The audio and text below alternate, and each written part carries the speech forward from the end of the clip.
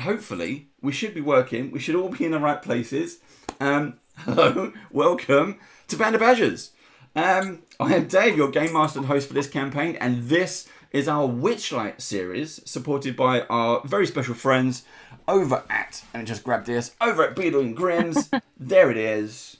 There it is. I don't know which camera I'm on. It's not like I've got loads of cameras. It's not like I've got the technical know-how how to do that. So please go and check them out at beadleandgrims.com. And joining me around the gaming table are my brand new Badgers. How is everyone doing? Good. Doing Good. great. Excited. I say brand new Badgers. There's always a Steve hanging around. Yeah. It wouldn't be a Dave without a Steve, would it? Exactly. So for those of you who don't know, who are first time joining us today, Steve is the walking talking encyclopedia of all games rules, high and low. You may recognise Jessa from WizKids. You may recognise Mallory, who's been our guest, and Jess has been our guest player before. And for Mike, it's his very first time on the Badgers channel. Welcome, Mike. How are you doing? Doing good. I just threw everything on my table, trying to say hi. That happens. The nerves can get you. That happens. So, hello, welcome to what our brand new campaign. It's kind of weird. We've been talking about this for, I don't know, 6 weeks, 2 months. It's a bit strange. So there's been lots of stuff going on. We have a kind of a slightly new setup that I'm still kind of learning on this thing. But before we kind of get into anything, let's find out who our players are. This is going to be a bit of a session zero for everyone. So we're not going to go straight into a story. We are, of course, playing Dungeons & Dragons Wild Beyond the Witchlight. But first of all, let's find out who our players are. And this is the really real world players, not our characters. Okay, not the people we're going to be playing. Although you can kind of see snippets of them, the headshots, and in the right hand side of your screen, you'll be able to see what our characters actually look like. So, what Maverick says, what is the real world? Well, yeah, this is the really real world, which is a fantastic quote, which I love from The Crow. I love that. Fantastic film. Anyway, enough of me rambling, because I ramble quite a lot. Jessa, who are you, and where can people find you? Who am I? My name is Jessa Blackthorn. I am a tabletop RPG board game marketing guru. I work for WizKids Games, and I just dropped my D20 on the table, and then on the floor.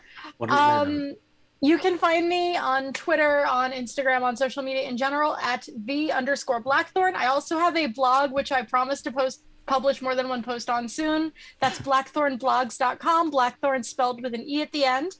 And I am an actress, singer, marketing person. I do everything. I do a lot of stuff. But I'm so excited to be here and to play Wild Beyond the Witchlight, because the last time we played it was Pathfinder, and I didn't know how to play Pathfinder, but I know how to play D&D, so I'm stoked. That's a great intro. Well done.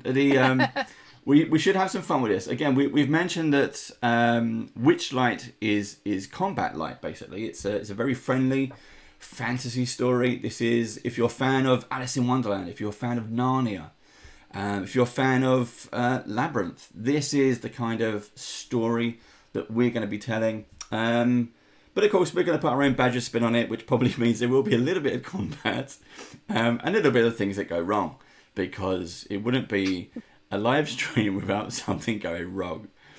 And speaking of which, Steve, what's gone wrong? Nothing. I'm just doing four things at the same time. So who are you, Steve? And can anyone find you?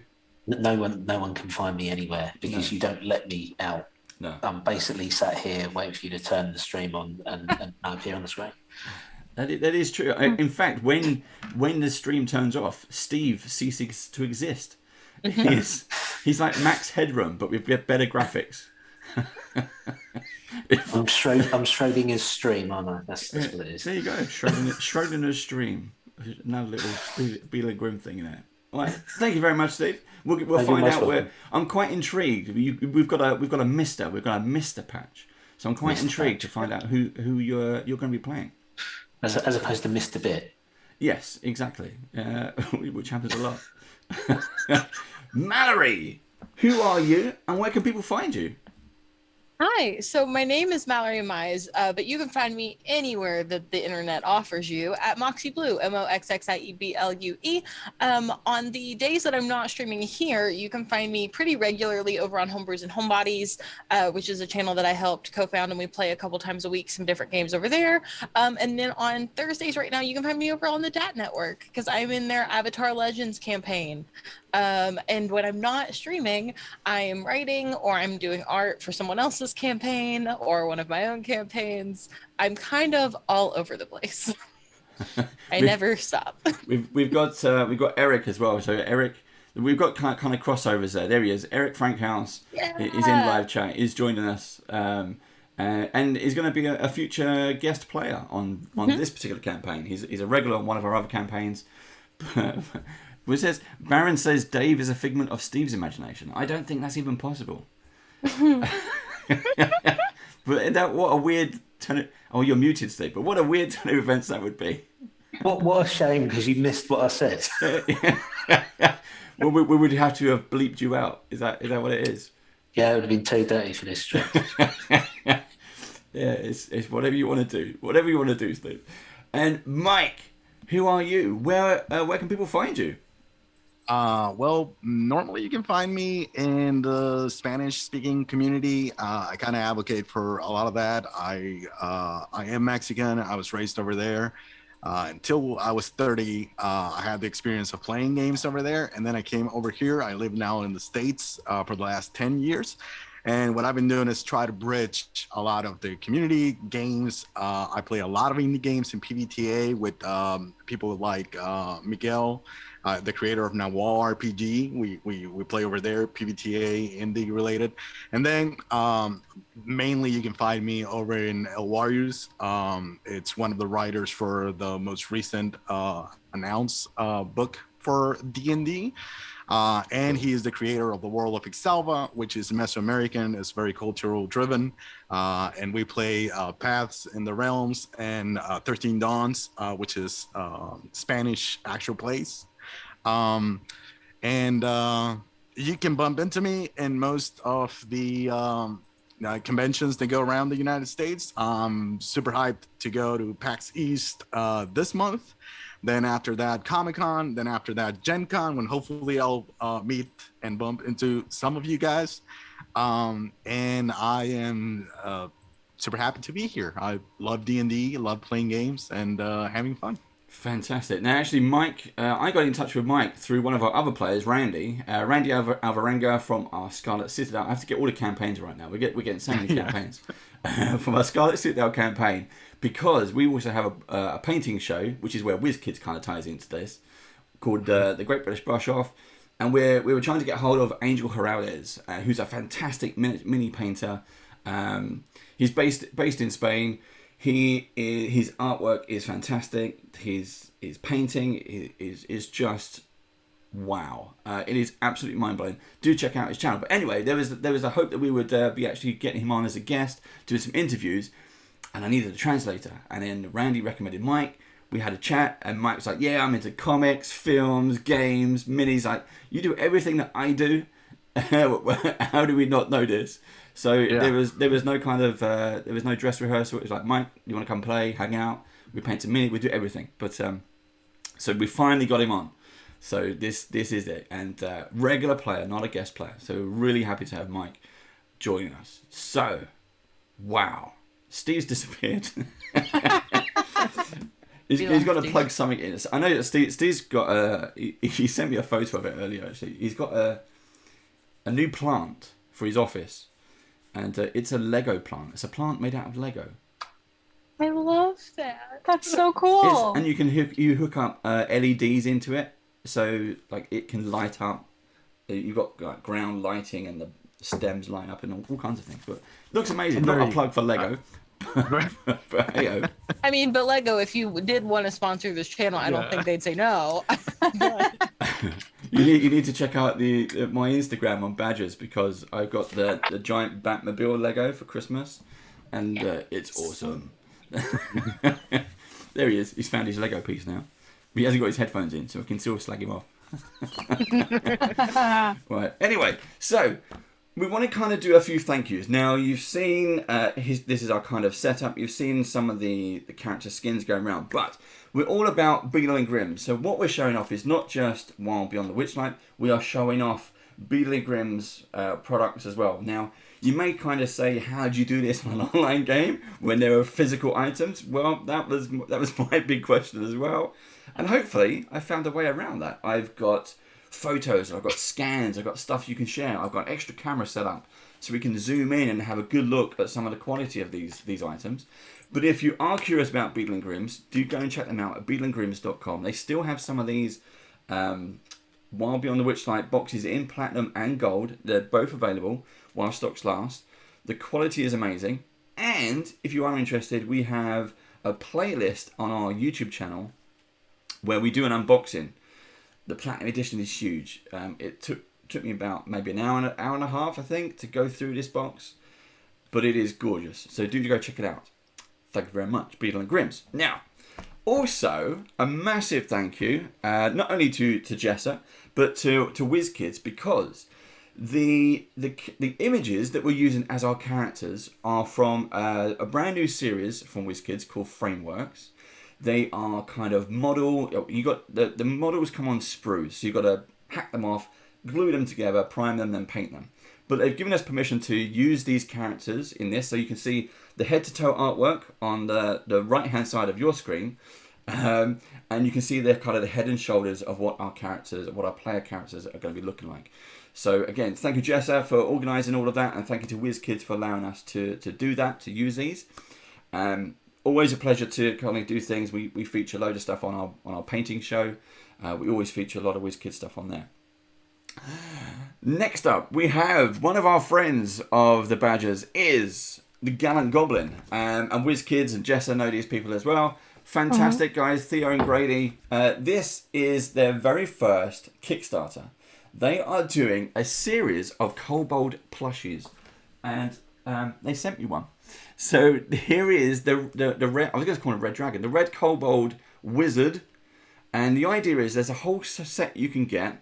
There is a Kickstarter coming the 14th of April, I think it is. No, 12th of April. And you go to koboldplush.com. Steve is furiously typing in the bits for you now. There you go. And for you to sign up and start this as soon as it launches. It is a Kickstarter. But all the weapons, the clothings and the items are all interchangeable. So if you prefer the green kobold to be your wizard, go for it. That's fine. You just switch around all the bits and pieces. And they've got everything. You've got a ranger, a bard, a cleric, a fighter, the wizard. You've got the lot. It's a whole collection, and probably many more to come. There's even, you can see it here, I've got kind of moved the camera around. You can pick up a couple of coins. They have a Gallant Goblin inspiration coin. So do go and check that. Plus, I think there's a pin as well that you can grab. So Theo Grady, congratulations on nearly starting your very first Kickstarter. And if you don't know who Gallant Goblin is, type it into your YouTube and you will find them. They do fantastic product reviews about all kinds of TTRPG related stuff, including Beadle and Grimm's, including WizKids, loads of bits and pieces on there. So do go and check them out. Last one, finally, here we go. Right, last one. This is a session 0. Now, as I've tried to explain, there's a lot more chatter in this one. So we're going to do a lot more about who we are, what we're going to be doing before we actually get into the story. Once we get into the story, if you can help it, no spoilers, please. The book has been out for a while now, but no spoilers. Don't let the party know what you're thinking. And there's a few extra pieces coming on as well. It doesn't mean just because you read the book, you know what's going to happen. We try to mix things up. We try to do things a little bit differently. And there are unique original stories in the Beadle and Grimm box set. So we'll be playing those as well. So even though some of my players may have read the book, they don't necessarily know what's going to happen. Unless they've got the Platinum Edition. But as this is a Session 0, I thought it was fitting to wear my Session 0 t-shirt. There you go. Have a quick flash. So do go check out Session 0 clothing. Also available on, they've got a YouTube channel, they've got Instagram. I think Instagram's the main one, but also on Twitter. Ryan was our very first public guest, two and a half years ago, whatever it was. And we love Ryan. So Ryan, thank you very much for doing that. his business has gone strength to strength. I would like to say from being with us. Maybe it has, maybe it hasn't. I don't know. But we like the t-shirts are really good, high quality. There's a ton of stuff on there, especially spiders. If you're into spiders, not me, you can get them, and you can get a baby owlbear. The baby owlbear t-shirt is absolutely gorgeous. So do go and... I want one. It's a baby owlbear standing next to a giant D20. He's kind of giving it a hug. And it is gorgeous. It's really cute. Yeah. Oh, I want It is super. All different. They got a whole new range of stuff coming out as well. Long sleeve, short sleeve. But do go and check them out. Right. Now that is done. I can get rid of that card. Let's get rid of that. So as I said, this is session 0. There's a couple of things we wanted to do. Well, one particular thing I want to do, and this was for Lug. So, and I'm going to try to get into using the character names now. I've got so many character names in my head, so many campaigns to play. So Lug, based on your character, one of the things I wanted to do fairly quickly was to get you to roll on the Fey trinket table. So I need you to roll a D100. And then you can tell us a little bit more about Lug. That's a 52. A 52? Yep. Are you a fan of DC Comics? I am. There you go. 52 is great. The 52 series. Right. You have in your possession a pair of green leprechaun boots tied together by their laces. So I'm just imagining a pair of green like baby boots, baby shoes. That's what I'm kind of thinking. Now, part of the trinkets is to have something in your inventory that you can kind of use somehow. Okay. Not straight away, but somewhere in this campaign. If you can find a use for them, you get a gold star. That's all I can offer you. But there you go. So you got to find a way to introduce those leprechaun boots, baby leprechaun boots, into your story somehow.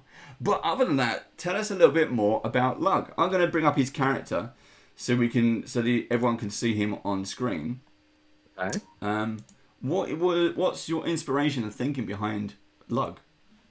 So I wanted to kind of break a little bit of the idea of this barbarian orc as feral tribal warrior with fangs and axes and everything. And I think the carnival, because Lug is gonna start working in the carnival. So at the beginning of the story, he's already there, and there's a backstory to it, which we'll get to. But the reality is he's just a strong orc that does strong things. And he's kind of like the strong orc character in the circus and the carnival. He does impressive feats of strength, but he's dressed almost comically like your perception. When you think about barbarian, like he's got this pelts and this huge axe, which is not even like real. It's just hand painted to not be able to cut anything so that he doesn't hit people when he's doing his things. And my idea was this just clumsy, strong, but warm-hearted character. So he has a little bit of tragedy in his story, and he's looking for things that are important to him. And I guess we're gonna go through the whole hoops of finding out what those are, and trying to get back things that he's lost, and give things to people who do not have them. And that's a really good point, because there's a lot of stuff there that we're trying to kind of keep some secrets from some of the players, so that there's stuff that we can evolve over the story. We don't want to tell everything in one go, especially at the start. For you, the audience, if those of you listening live at home, if you have questions, put it into live chat for any of our players or for me about the story, and we can answer those. We've got a little bit of time now before we kind of get into the story, so a little bit of time now to explain more about our characters. And likewise, players, if you're curious about what may come up, just ask away. Just ask those questions. So you mentioned you made the fake weapons. Is that something that you do for other people as well? Is that one of the crafts at the carnival? I probably, yeah, because what I thought is, I obviously, like, carnival life is you wear many hats, and Yeah. that's something that I'm familiar with in my real life. Like, you jump around and you use your skills for this and for that. Like, on my day job, I'm a project manager, but when I'm off my day job, I use a lot of those things to the things I love, the hobbies, the projects, getting together with things and people. So I thought that would go into it. So I do my own props, but also I help out around and give other people props for their own like shows and whatever their entertainment activity is around the carnival. And I guess also, and the root of it is that he does come from a rustic community around where the first time that he met the carnival. Mm-hmm. So he's good with his hands. He can make things. He can fix things. So he jumped right into it. That's what he does. Try to fix and mend things, broken things. We've got a question here from Wolfred, or he's just not exactly a question. It says, I'm calling it right now. Lug is secretly a bard. It's a barbarian. A barbarian, yeah. Yeah. I have someone like that in my campaign where I'm playing a bard and he's a barbarian but he's like a super fanboy of my character. So he's like, we did like a kind of joke, like he's the half-orc pop star of Eberron, and it's so funny. So you mentioned, So maybe you're the orc pop star. with Lug, his full name is Small Young Lug. What's the thinking behind small and young? Well, his dad is big old Lug. That's what everybody used to call him. Yeah. So in his village, he was known as a small young Lug, and he kind of kept it, and cool. That's kind of like his. That's nice. That's a nice little kind of sweet little feature. So rather than saying you're junior, you're big old Lug, small young Lug. Nice one. I like that. Okay, if you have questions, I was going to say for Lug. If you have questions for Mike, just ask them. Just for Lug. Just put me to live chat. Avicennia. Yes. Did I say that? Did I pronounce that right? Avicennia, yes. There we go. Fantastic name. We did know what the meaning was, but if you want to kind of reiterate what it is.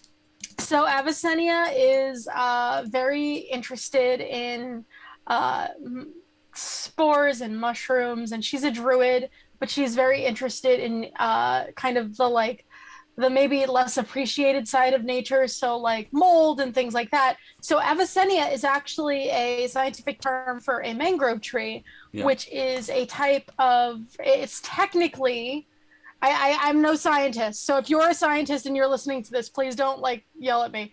It's a kind of mold that grows in like swamps, and that's kind of where Avicennia feels most at home. So that's kind of where I came up with the name. And then her family maybe grew up in a swamp, and that's kind of her family lives in a swamp, and that's kind of where the name originated. I like that as well, because there's I can't give too much away just in case you haven't read the story, but there is that might come in handy. The whole swamp life might just come in handy a little bit. Awesome. So there's a thing that also everyone at home and everyone who's watching, all the players who are watching Twitch, we also know that you're a druid, and we also know that you're a Genazi. Yes. What was your inspiration and choice for that one?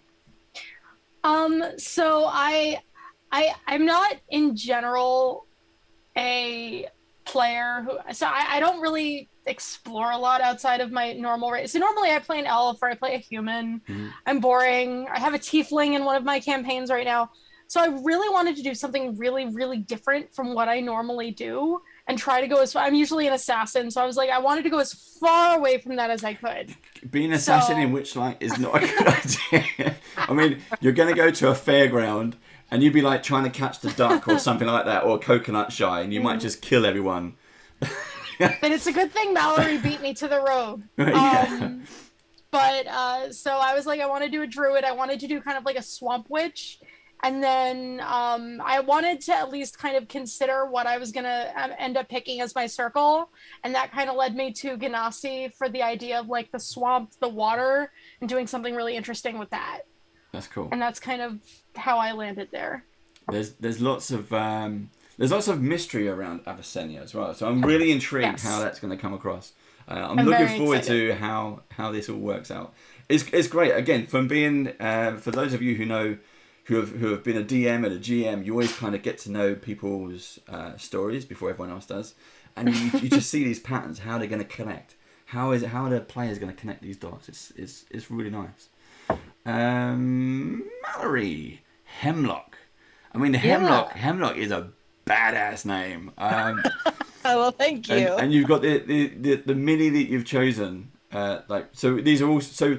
Again, these minis from WizKids, this frameworks, but also be using them with minis. So those of you who don't know Band of Badgers, we use miniatures and maps and all kinds of things. So Steve has been crazily trying to build and paint these and film them at the same time so we can use them. But we'll be using the characters. So when you see the character art, that's what we use on the table. And Hemlock is wicked. The miniature has like 2 daggers dripping with poison. I mean, Jessica was just talking about an assassin. How does an assassin how do you celebrate your day off? So for Hemlock, her day off is sort of like when I made her as a character, I was thinking of somebody who is really trying to find like what they want in life versus what they're good at. So Hemlock is good at what she does, like very good at what she does. She's good with poison. She's good with stealth and deception and things like that. But I don't think it's necessarily like what she's happy with in a way. So that's what I wanted to make her character wise. So when we were talking about doing Wild Beyond the Witchlight and then you sent the minis and I saw the rogue, I was like, oh, that's it. That's the character. 150%. And so her day off is going to be trying to find, just like go to the carnival and see what happens and see if anything there can make her happy in a way, like happier than she is in her normal life. It's weird because when you're saying that, I'm imagining something like Deadpool or Harley Quinn have just killed a bunch of people, and they're just walking down the road and go, oh, there's a fairground, and just walk in. Yeah, like, that's it. That's her exactly. To a T. Yeah. Like, oh, cotton candy. I've been watching Harley Quinn, the animated series, for the past 2 days. There you go. Yeah. Yeah. That's her to a T. And I thought it was really cool that she's got the poison on the blade and stuff already, because it kind of gave me some ideas for things down the line. So like ideas for possible subclass choices, or even maybe like multi-classing into Artificer or something like that. Yeah. So we'll see what happens. It could be really cool. I have a question. It might put you on the spot a little, but so she's got that kind of shaved undercut, and you can see the side of her head. Now, on the image, and you can't really see it that well, but there's some kind of tattoo or mark. Have you decided what that might be? I've thought a little bit about it. I don't think I've settled quite on what that is, but I think I'm leaning towards it's kind of something from a choice she made in her teenage years of like this, like joining a group like this is like where I belong, like this is my place, and then she left because she decided that wasn't right. Yeah. But that mark sort of stays behind as a reminder. Because Baron in live chat has just said Harley and Wade had a daughter. Hello, Hemlock. Canonically, yes. Yeah. I am Harley Quinn and Deadpool's child. Yep, that's right. Fantastic. And then finally, let's see who Steve. Who's Mr. Patch?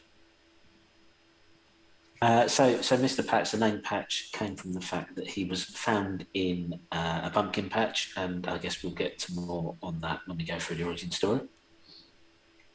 Okay. And the Mr. part of it is because he's very young and innocent, and by having the moniker Mr., he thinks it makes him sound more grown up, mature, and adult. So how young is he? Because he looks 16. Because he looks quite mature. He looks quite moody. I mean, we've just seen Hemlock, who is, trained assassin kind of thing. And we all know, the game mechanic is we're all level 1. That's perfectly fine. But we ignore that.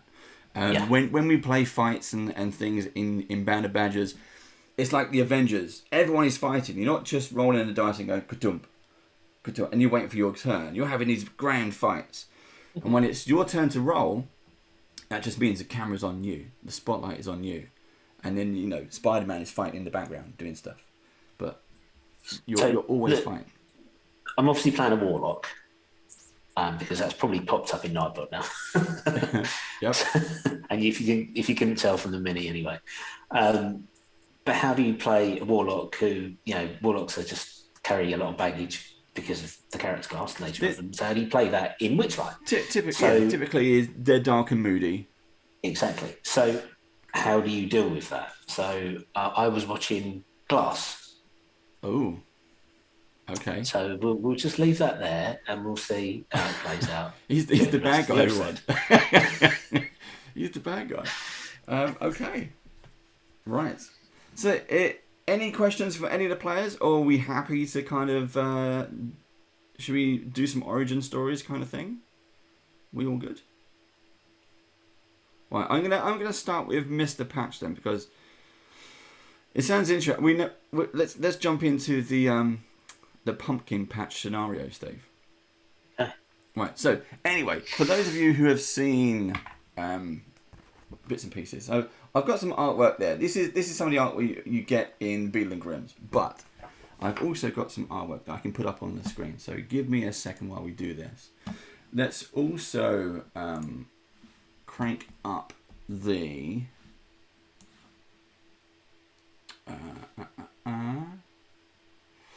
actually that is not going to, okay, so that one isn't going to work, so let's try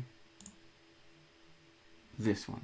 So just for the audience, there is some background music going to be playing. My players have their own volume control, but if it's too loud for you, do let me know in live chat so I can turn the music down. Okay, so just be aware of that. If it does get too loud, do let me know. I really thought that was a motorcycle going down my street at first. Right, let's have a look at Very, very dramatic motorcycle now. we got to work out where this all. I live in New Jersey. Everything we do is dramatic. Let's find out. So, Steve, you've been living near or close. You mentioned the pumpkin patch, but that is actually a different area. Oh, not that one. So, the pumpkin patch is owned by. If I can't see the screen, by the way, so if someone says the volume's too loud, do let me know. Yeah, I will do. So you have been summoned to the abode of a human warlock named Madrick Rosloff, and he, since he found you in his pumpkin patch, has been your parent and guardian figure. Now he doesn't live in any kind of pumpkin patch. He lives in a giant pumpkin farm, sharing his rustic farmhouse space with rodents and pixies. That music just got a little bit too loud, so I'm toned down just a touch. And then, let's see. Oh, I know what we can do. Boom.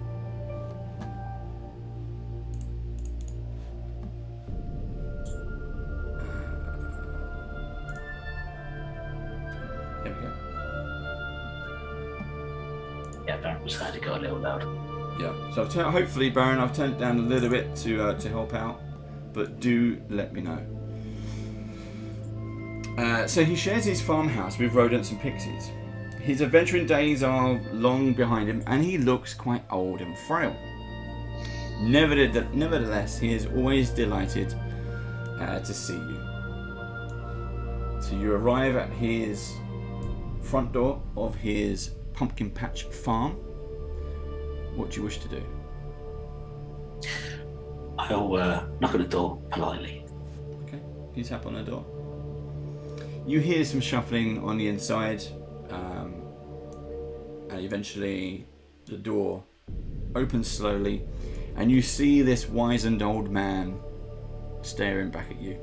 He is very frail, bony hands, sunken flesh into his skin. His skin is mottled. The hair is almost balding. You can see he's physically frail.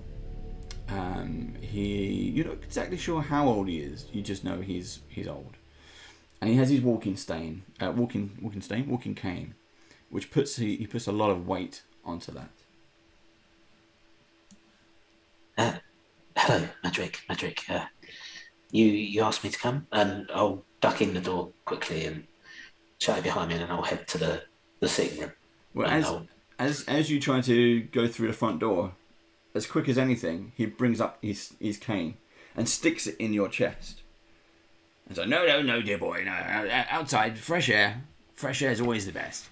Let's. It's cold. It's cold. You know, I like to sit by the fire and listen to your stories. No, nonsense, boy. Life is for the living. We're gonna let's do a quick walk around the garden. Yes. Okay, but I've brought my journal. I'll write down the stories. I love to hear about your adventures. There's no time for stories, boy. There's no time for stories. In fact, I've called you here to. It's about time you started your own story. What I have? I've been writing all about Jinx. No, not Yogies. Not stories. I mean adventures, life, love, everything, and all that in between. I like being here. Yes, I know you do, boy. But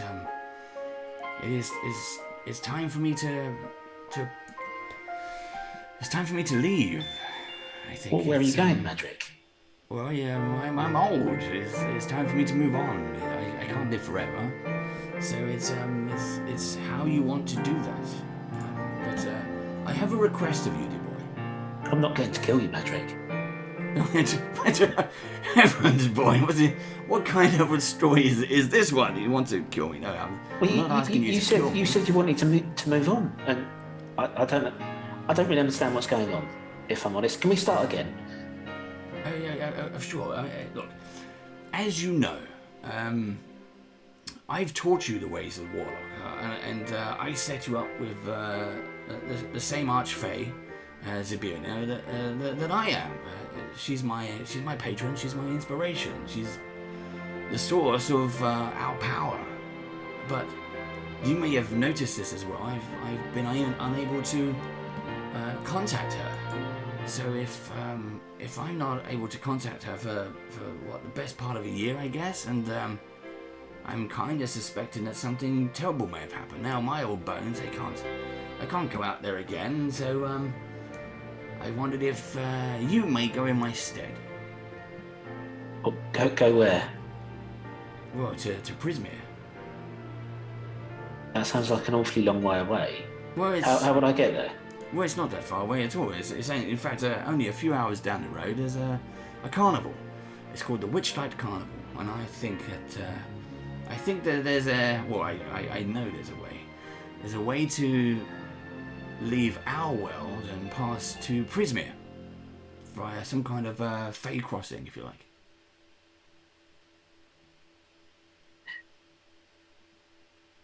Well,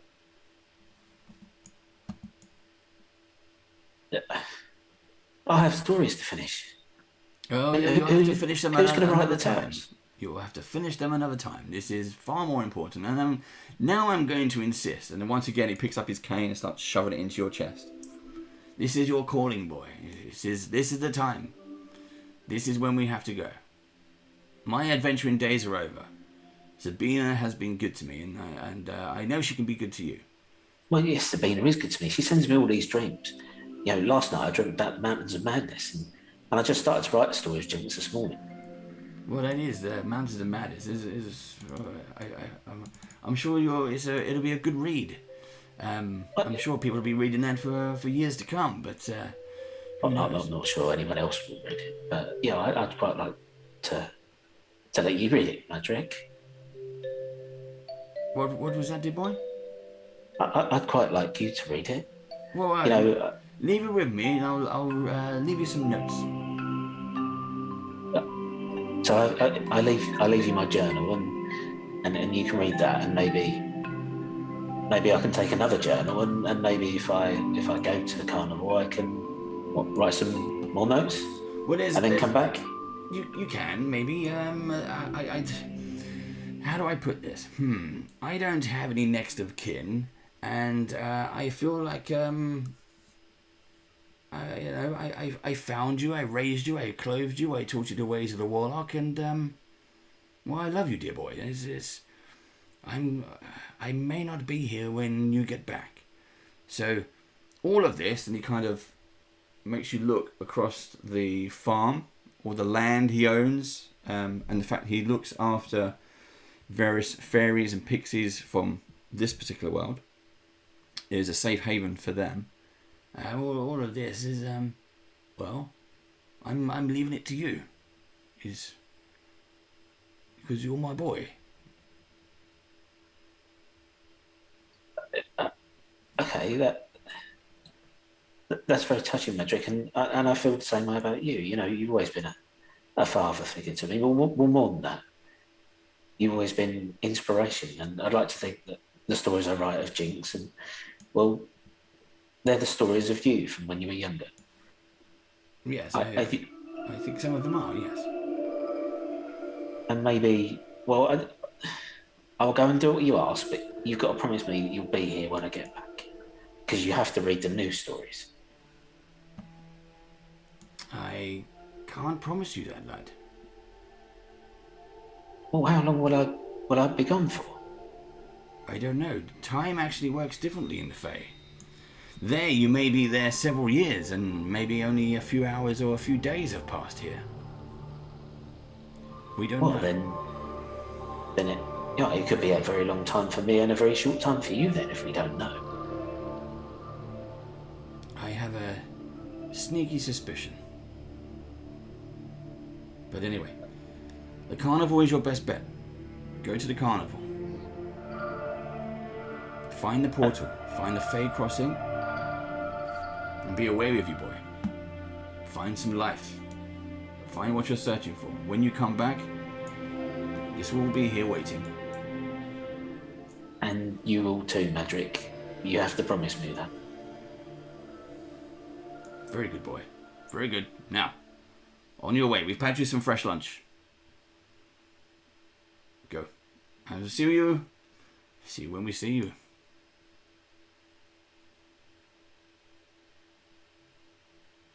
Okay. I turn and walk, and then turn back and hug Medric in an entirely different voice. Medric hears the words, "Don't worry, I'll take care of him." And then he turns and walks away. Okay. So you then make your way for the next few hours, heading towards the carnival. Okay. You can see by the time you reach the carnival, there's kind of they don't open the gates until the sun has set. So it's not an all-day fair. They wait until there's a big crowd of people starting to gather.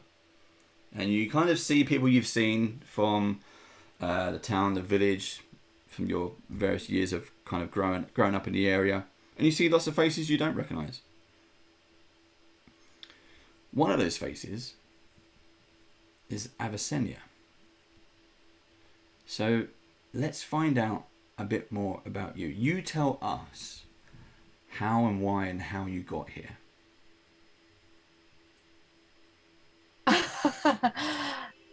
Oh, well, I am completely forgetting everything I planned. All you got to do is pick a starting point, and then see. You could just be walking down the road. You could. What's the reason for coming to the carnival? Oh, well, that's easy. So Avicennia was she was hunting for mushrooms to kind of grow her little collection so that she can grow them and protect them and help them perpetuate. That's not the word, but I can't think of the word.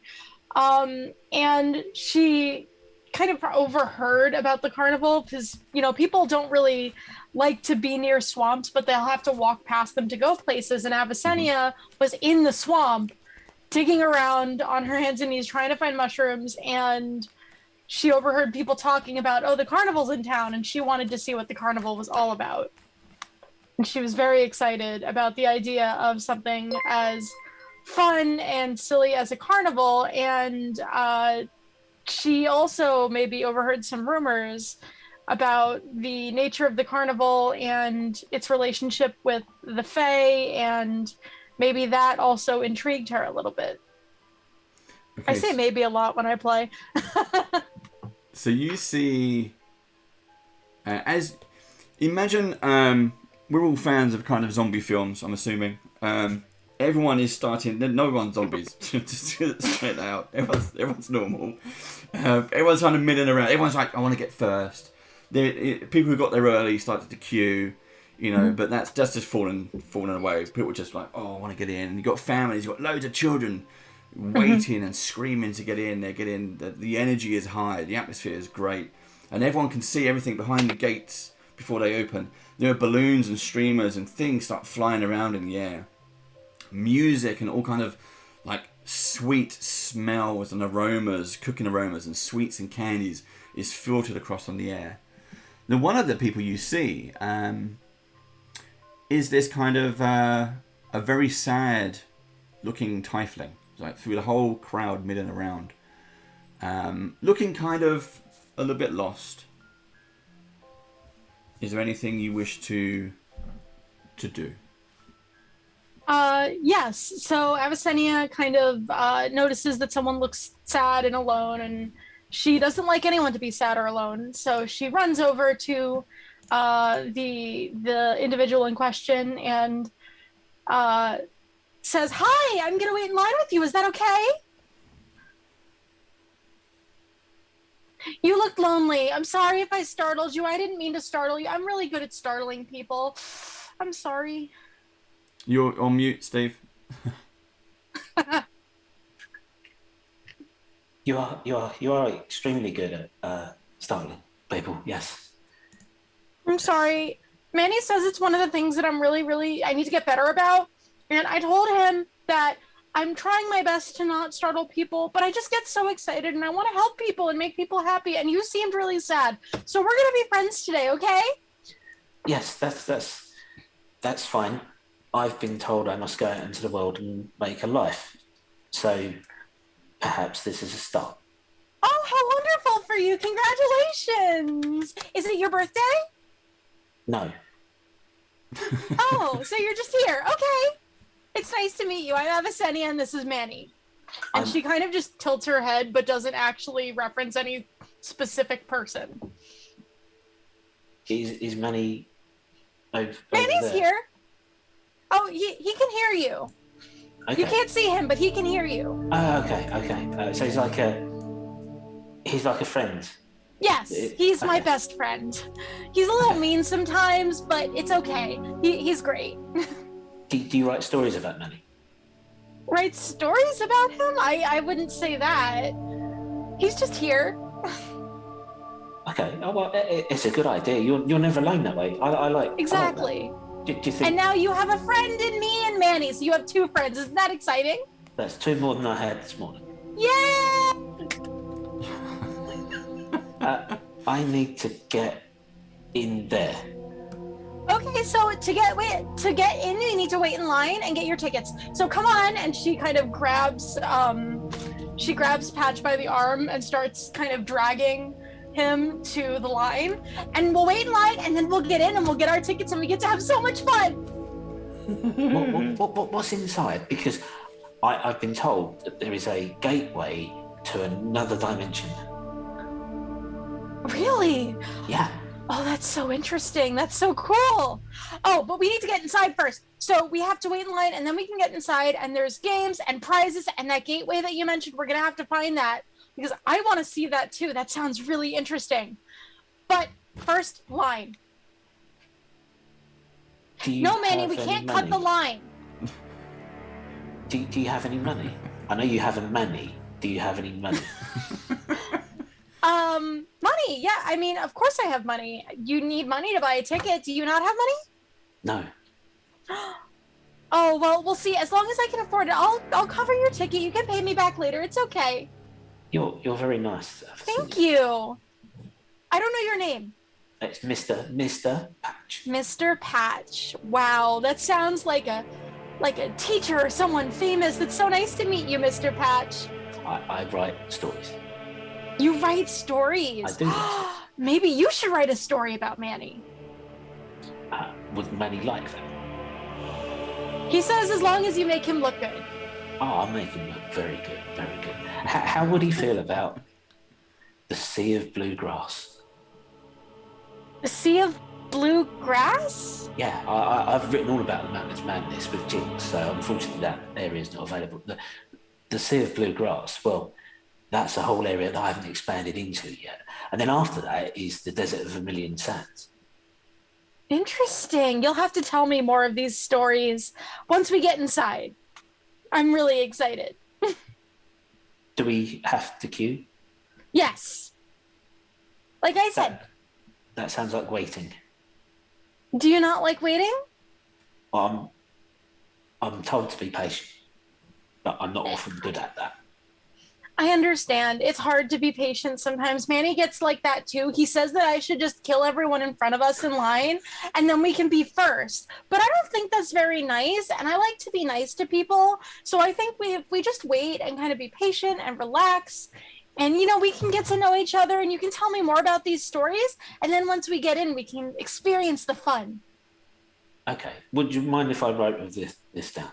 Yeah, absolutely. Go for it. Okay, I pull out a leather journal, a small pen, a little pool of ink, and I start writing in my journal.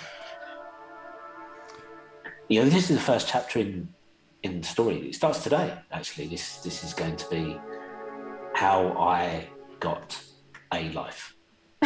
That's so wonderful. I'm so proud of you. That's so cool. So make sure if you want to put my name in there, make sure you spell it right because everyone spells it wrong and it makes Manny really, really mad.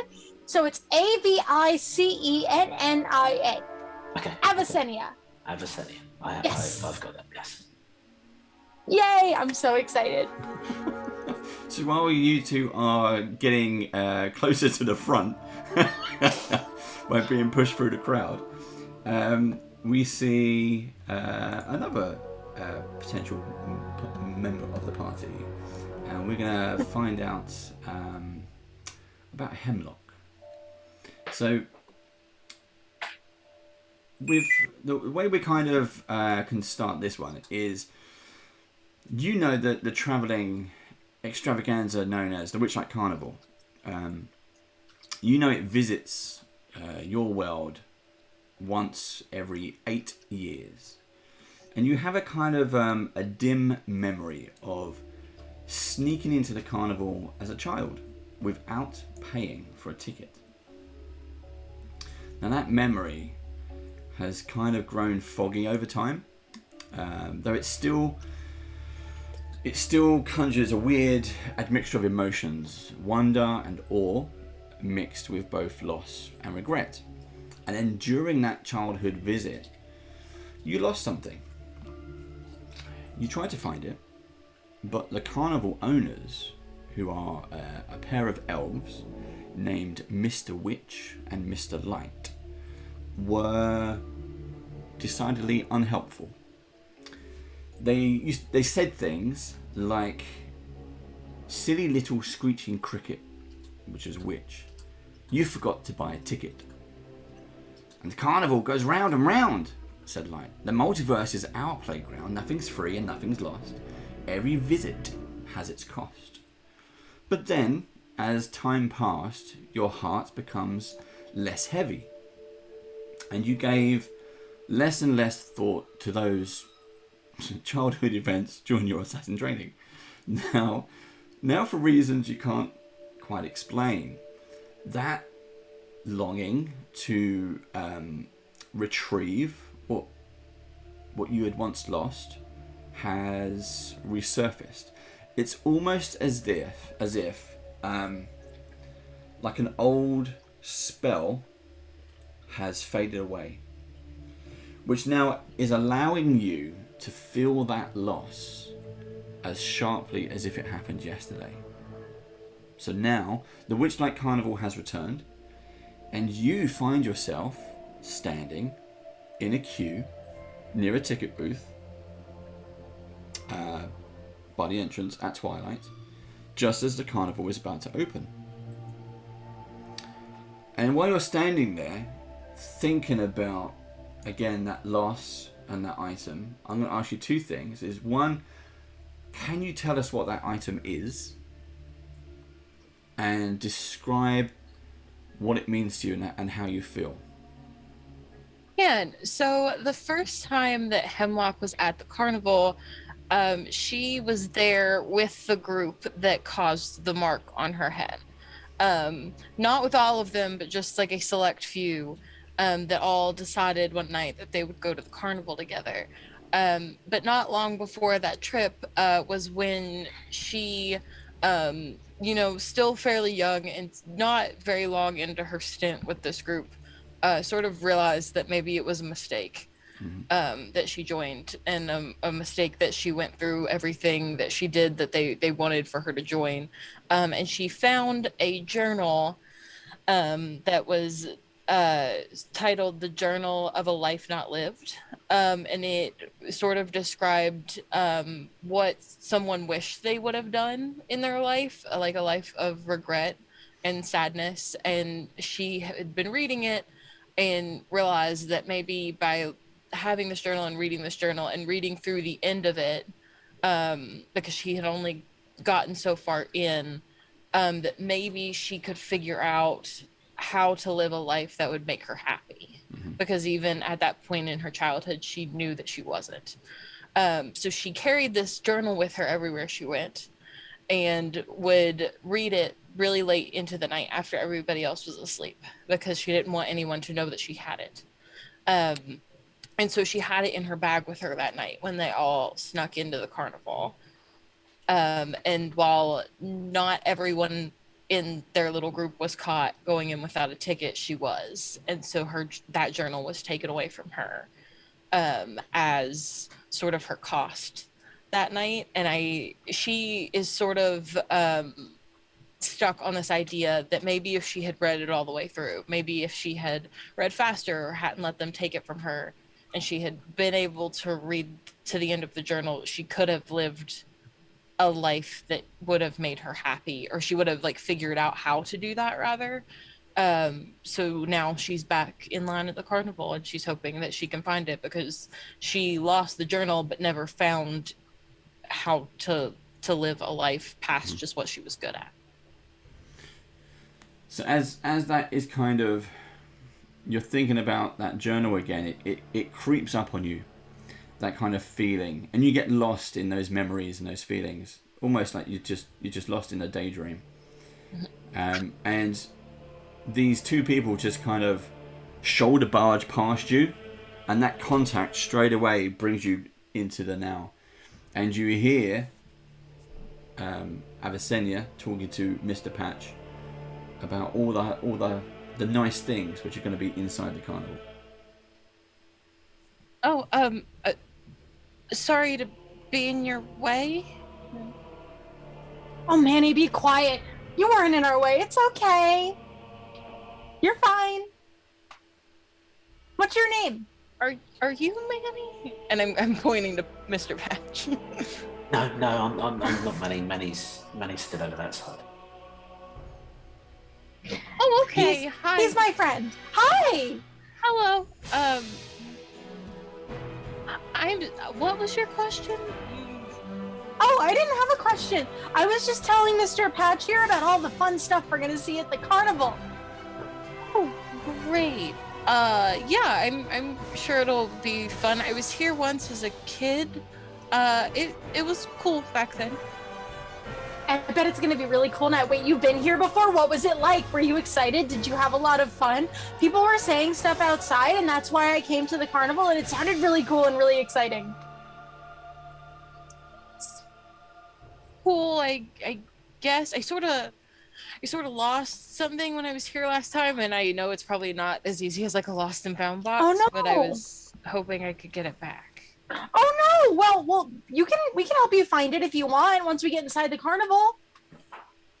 Yeah, sure. It's just like a journal. It's brown leather. Oh, I've got one of them. Look. And I hold up the brown leather journal. is that Yeah. your journal? Not that one. I think that's Oh. his. Yeah, this is mine. Yes, this is mine. Oh, okay, I understand. Yeah, but it looks like that one. So like if you see one that's not his, that might be mine. Okay, Manny, keep an eye out. All right, we are gonna find your journal. What's your name? My name's Avicennia, and this is Mr. Patch, and this is Manny. What's yours? Very nice to meet you all. I am Hemlock. Hemlock? Like the plant? Yeah. Oh, that's so exciting. It's so nice to meet you. It's Do you like nice to meet plants? you all, too. I love plants. Plants can be cool. I guess my mom, I think, was really into plants. You just haven't seen the right plant. I'm going to show you all of the best plants. I'll point out all the cool ones inside. I hear that there might be some mushrooms on the ground in here, and I am really excited to see them. I bet they're so cool. Yeah, sure. Cool mushrooms. We'll be on the lookout for cool mushrooms. Yay! You should come in with us because Avicennia has money as well as money, and she is offered to pay our tickets. I don't know if I have that much money. I would have to look, and it depends on how much the tickets are.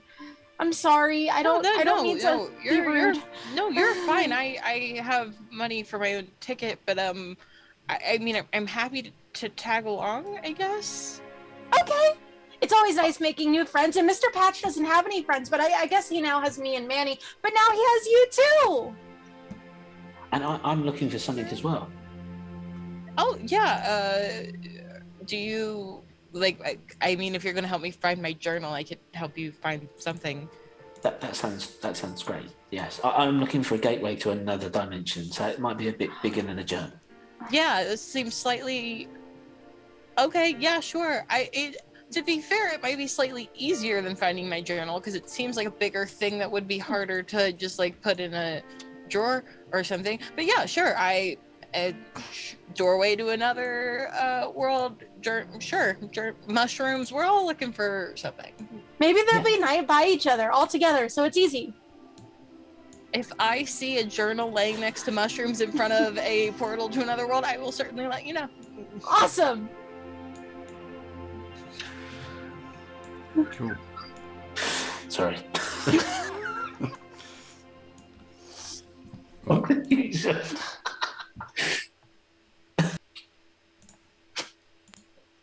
Right.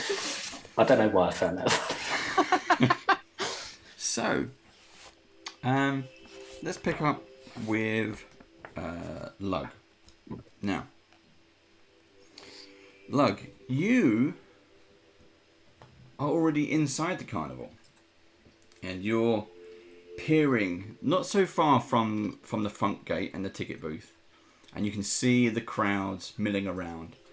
And as twilight draws near, you see this crowd. They're all happy and eager to look at some tickets, and you know they're going to enjoy the many kind of various attractions.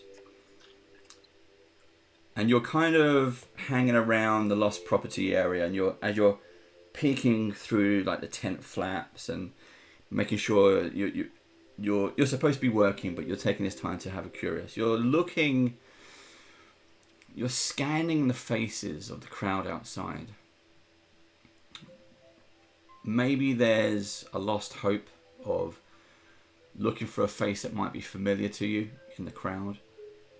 But your gaze, for whatever reason, seems to land on 3 people in particular. And they seem to be maybe they're strangers, but they seem to be talking in and amongst themselves. You can see them showing each other a book. Appears to be a book. Often one of the people there seems to be turning and having a conversation with someone who's not there. Or maybe she's just talking to someone else, or maybe it's just your viewpoint. You can't quite see if there's someone there or not. But roll a perception check for me. And it's the first dice roll of the game.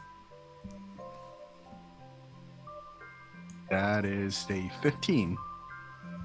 Okay, so while you're kind of peeking through this kind of gap, you feel more than hear someone or something is sneaking up on you from behind.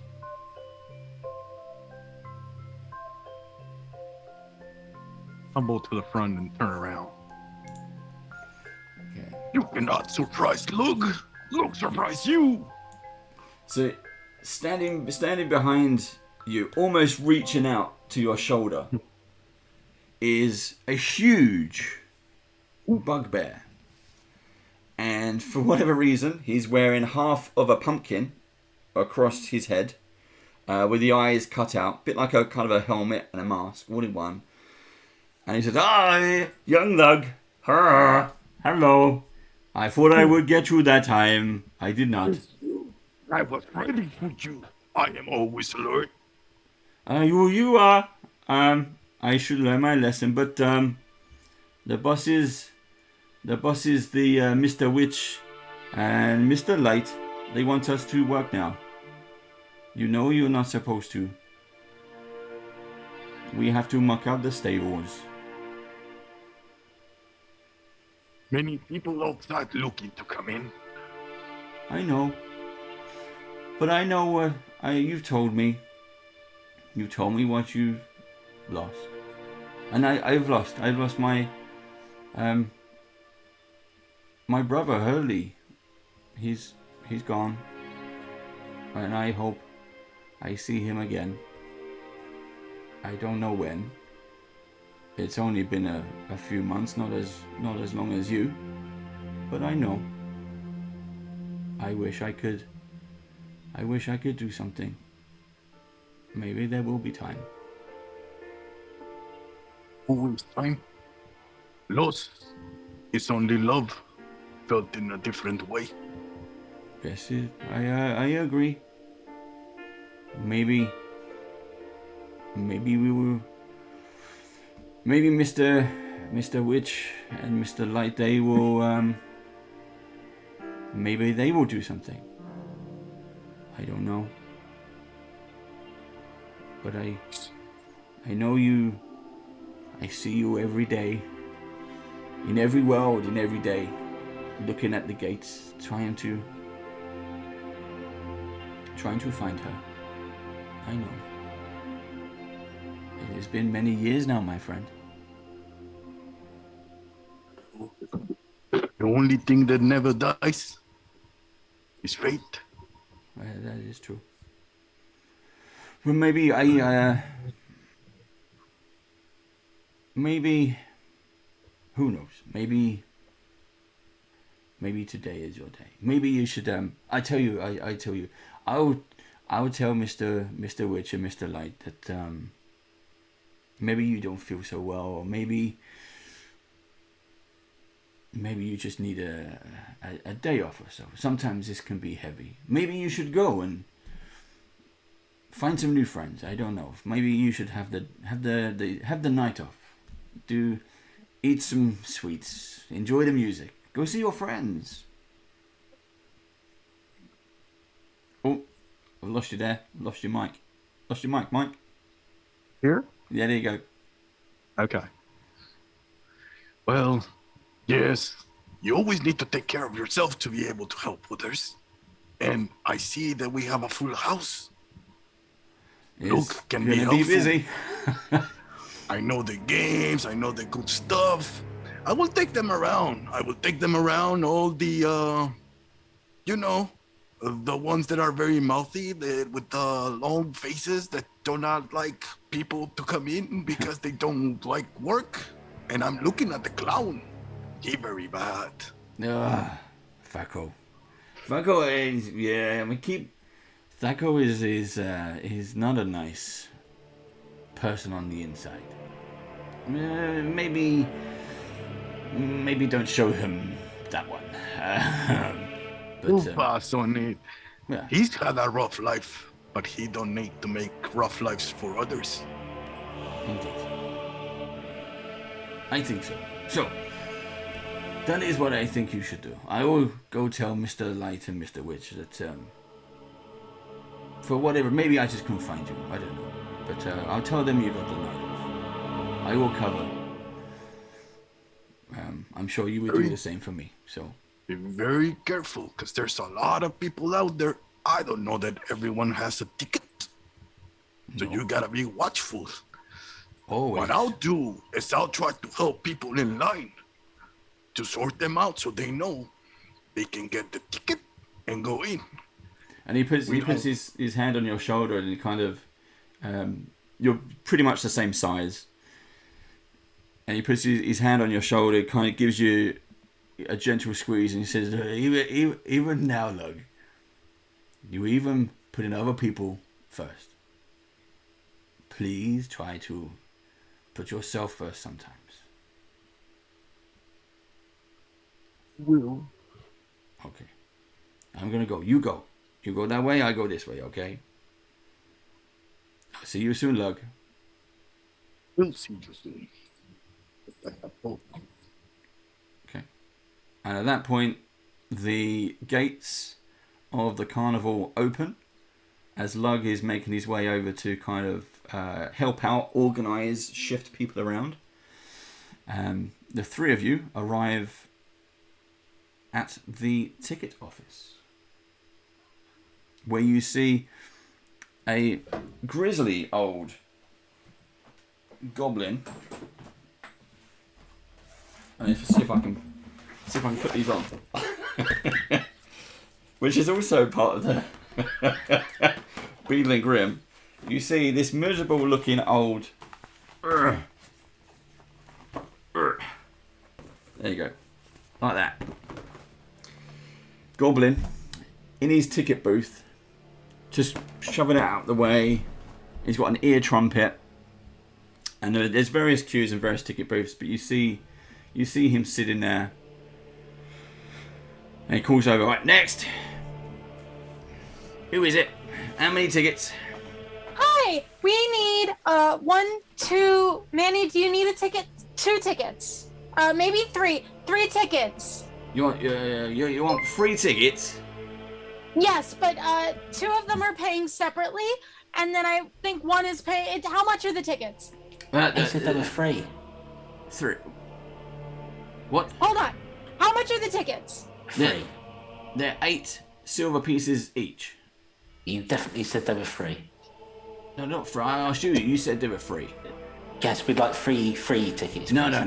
You don't get free tickets here. Look, just... How about 1 free ticket? Look, the day has just started for me, okay? I'm on this until gone midnight. If I'm going to sit here with some plastic wings on my back, at least you can do is talk into my ear horn. No, You look so beautiful, though. Well, I am, but I'm well past my due.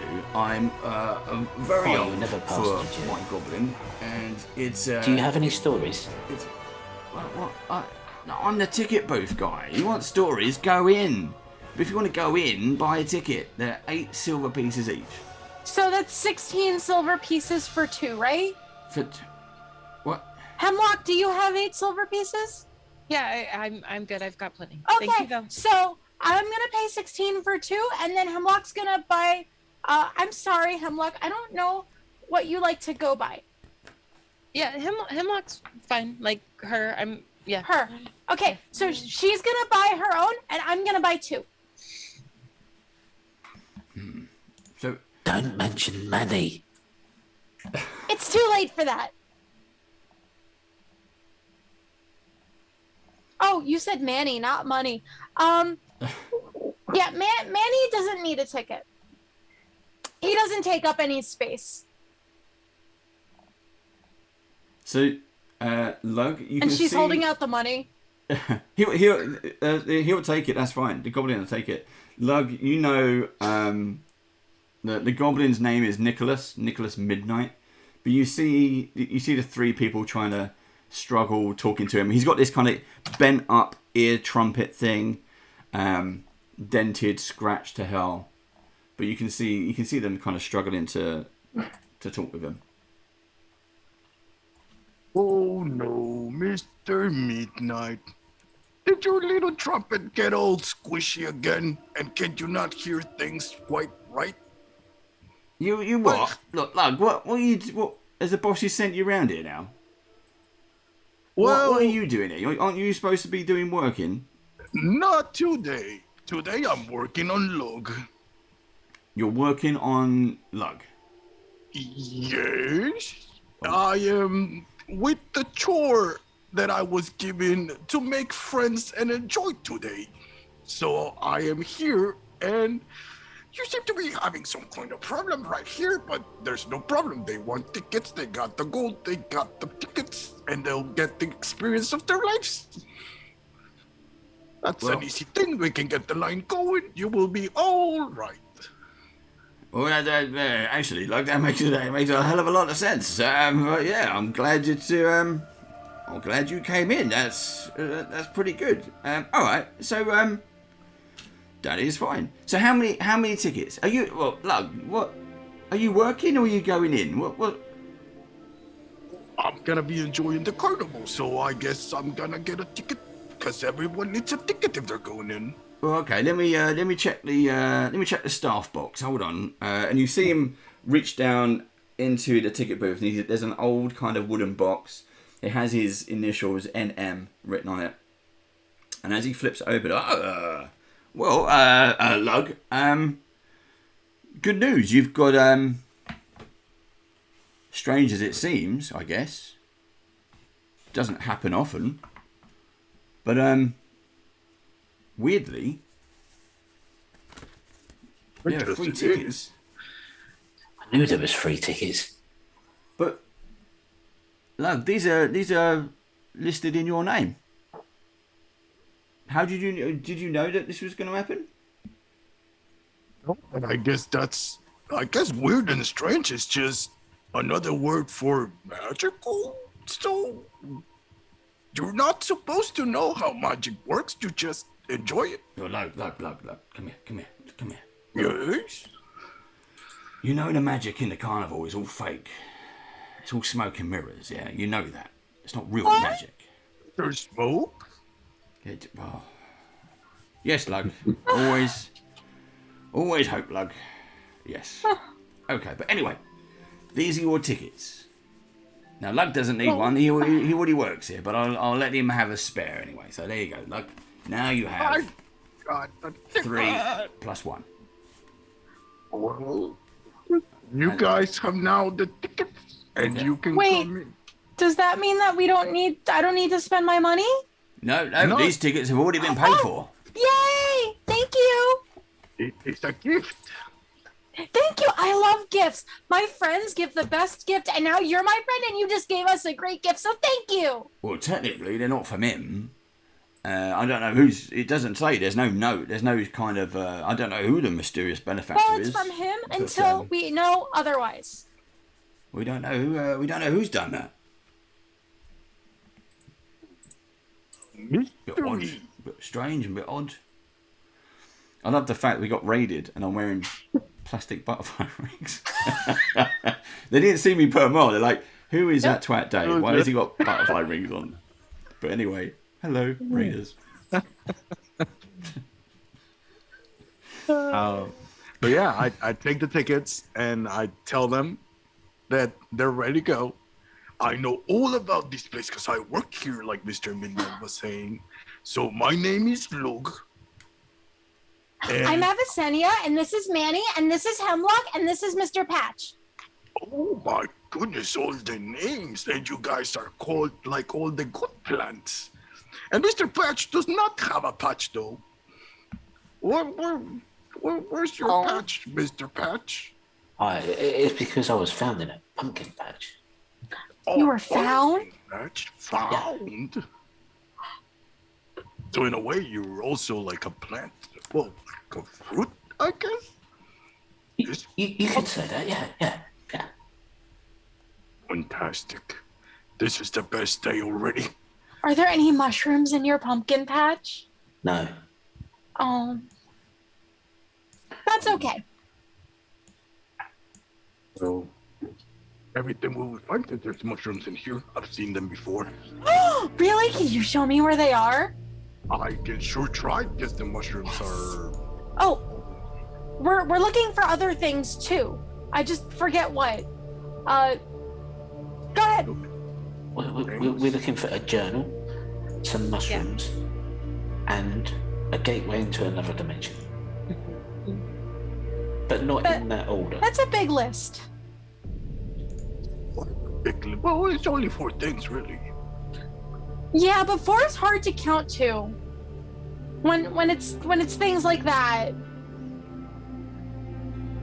Well, Feels like mushrooms are probably the easiest to find. Mushrooms aren't that easy to find. Sometimes they're growing in really hidden places, like underneath a tree, and then you have to crawl underneath and dig it up, and then that's how you get to the mushroom. It's not easy. It's hard.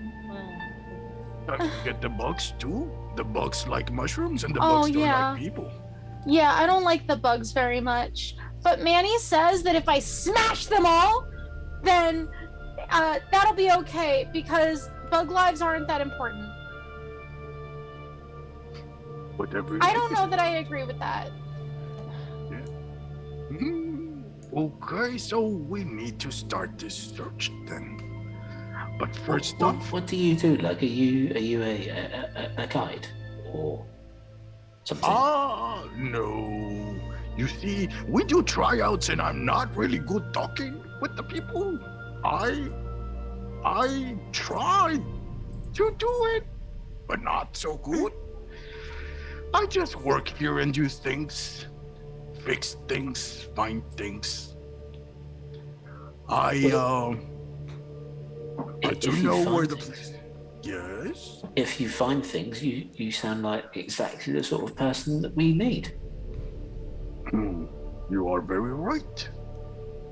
It looks like we will go in a hunt for a journal about mushrooms and a portal to another dimension. But Maybe not they're in all that together. Or maybe it's a journal about mushrooms that takes you to another dimension. That would be the best journal ever. Yeah, that's not what the journal does. Oh.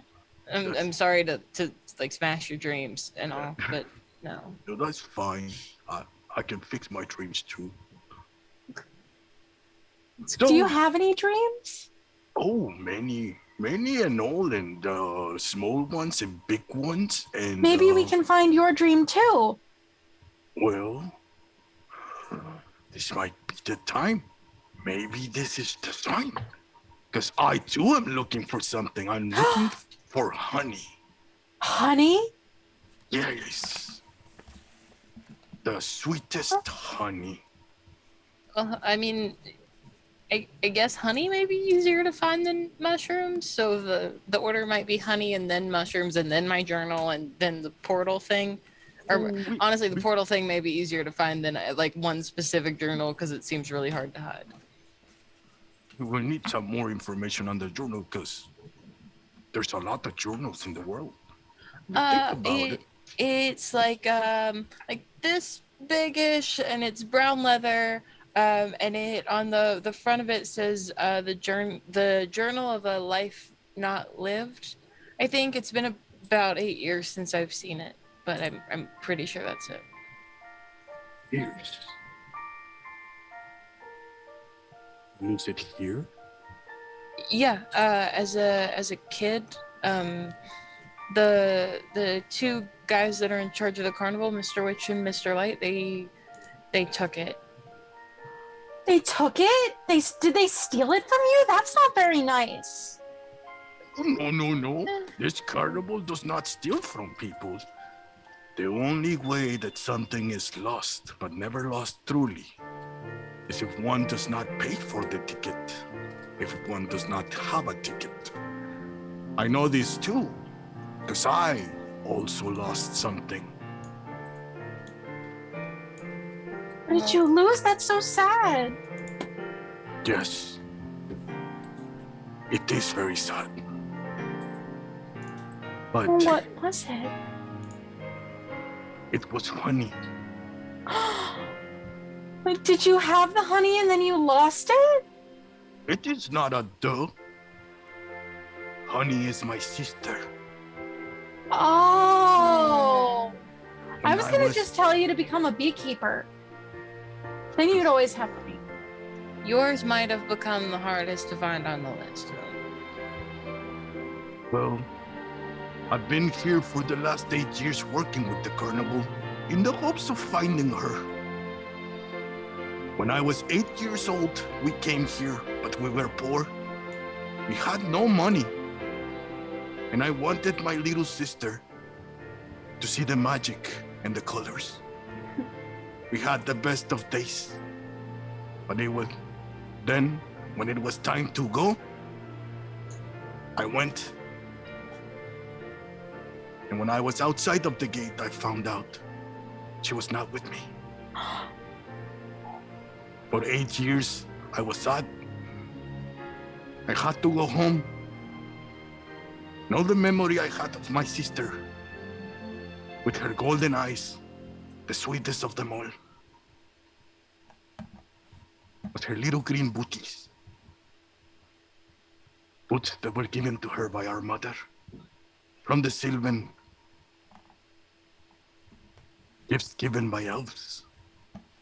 I have a would-be. They're very small. I cannot use them. But I always carry them. Because they're my connection to her. 8 years later, I was 16 and came back here. I bought a ticket, but I could not find her. And when the time came, and the carnival was about to leave, I could not do it. I could not let a piece of my heart go away. So I offered to work for them. So now for 8 years, I've traveled throughout all of the cities, all of the different places where I can share the joy that I found there the first time with my baby sister.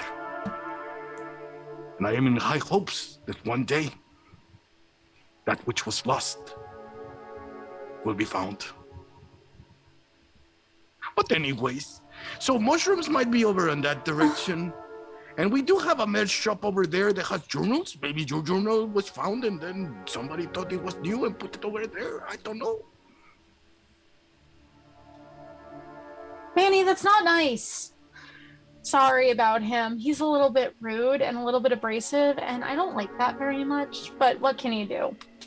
I'm sorry about your sister. Well, let's not be sorry. Let's search for her. Okay, we can do that. And the mushrooms and the journal and the portal to another realm dimension. Yes. and stories, apparently.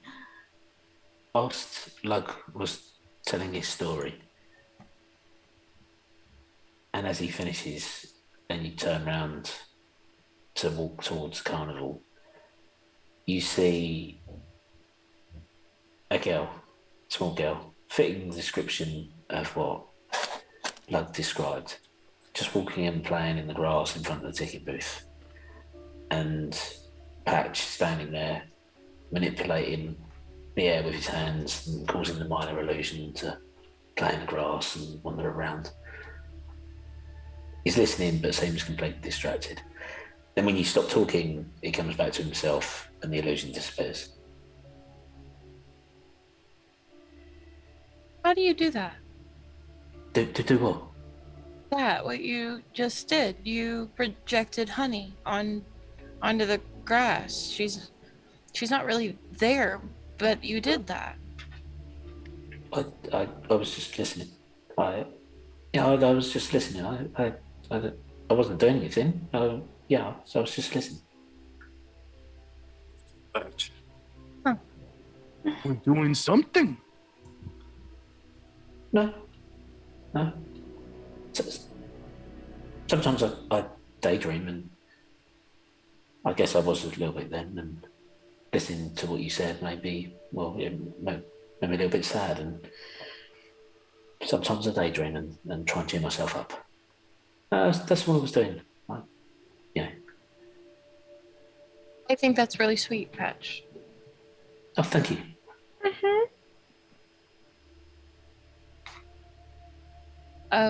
So since we have these, we can go in, right?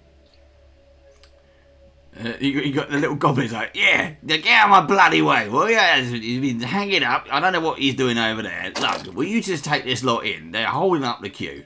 But the sad stories, all of you. Now, go away. Go on.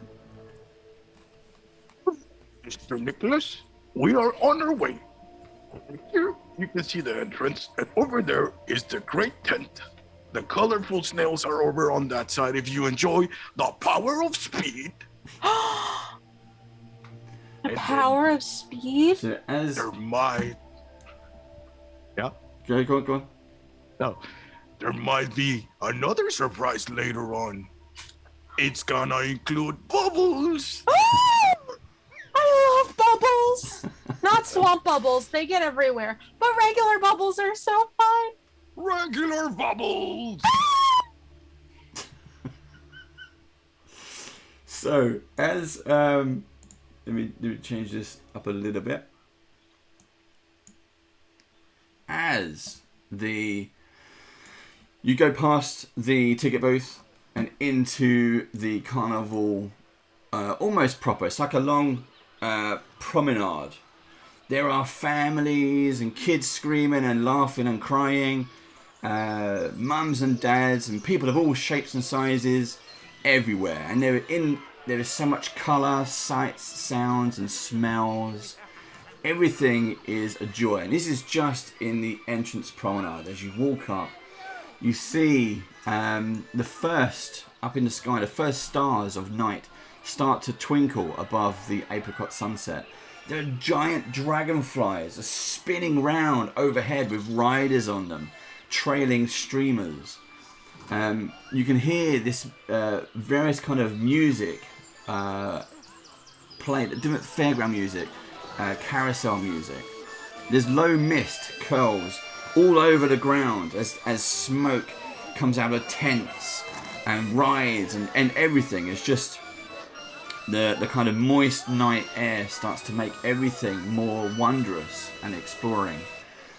Through this floral archway, as you walk in through these bits, you glimpse wondrous and vibrant creatures, just full of colour and life, like giant butterflies and fairies just moving around. You see elven stilt walkers. There are dancing fairies and painted performers and clowns of all kinds, acrobats, just sort of dancing around in their troops as they go from tent to tent. Some of them are getting ready, some of them are going into the big top. There's a huge big top, as Lug explained, like 3 giant tiers and points, but absolutely everywhere there is laughter, there is pixie dust, there is bubbles, and as always in the background there's this kind of wistful tune of a whistling, I think I'm saying it right, a calliope. It's that kind Calliope? of... Calliope. It's that wind instrument through those channels. And all that is in the background noise. Something coming towards you, you see, or you notice this huge... I'm just going to try and find the actual bit actually, but there's this huge walking tree coming down the promenade towards you, and you see what appears to be a squirrel, maybe running its various from branches to branch. Different thing is moving around, and this tree is just handing out flowers, dandelions, the squirrel that's on its branches. It's like you have to take a second look. You can't believe a squirrel has a handful of dandelions and then handing them down to some of the children as the branches. It's a very kind of Groot looking thing. But you see this tree bending down and talking to people. You also see, as it starts to get much, much closer, that the tree itself is huge. It's at least 12 foot tall, and it's garlanded in golden ribbons. And as it's moving, with each step, you see children running underneath it because you've got those spinning sycamore seeds are coming down. And you just see the children start, and then they're kind of giggling as they catch them, and then they're running back to their mums and dads. So then the mums and dads, the dads are there trying to catch as many as they can at the same time. I don't know why I've still got my butterfly wings on, but hey ho. And all the children, they're trying to catch them before they hit the ground. It turns into a game. And even the simple act of joy is filling up this entire carnival. And then the tree comes up to you all as it starts to kind of walk past. What do you wish to do? I was sending her raises her hand. I want a dandelion. Okay. And she's hopping up and down. You see the red squirrel just kind of like, I see, he kind of like, he points at you and scampers down a branch, and this big Groot looking thing leans kind of down, and this big branch comes out. And actually, I've got a picture I can share with you all. Let's have a look at this. Let's see if this works. There we go. There's our little Groot lookalike, and even the tree is wearing butterfly wings as well, and the red squirrel. And the squirrel just takes one from the bunch and hands it over to you. Thank you. This is so beautiful. Thank you. And the squirrel seems to he waves at you, kind of gives you a salute, and he scampers off. And then he looks back, and I don't know what noise a squirrel makes. Maybe it's like squeaking. I don't know. But he makes these squeaky noises. But in your head, you hear a voice that says, "Make a wish."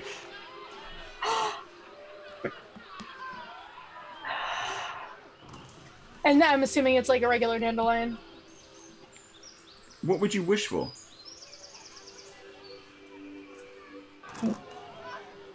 All the mushrooms in the world.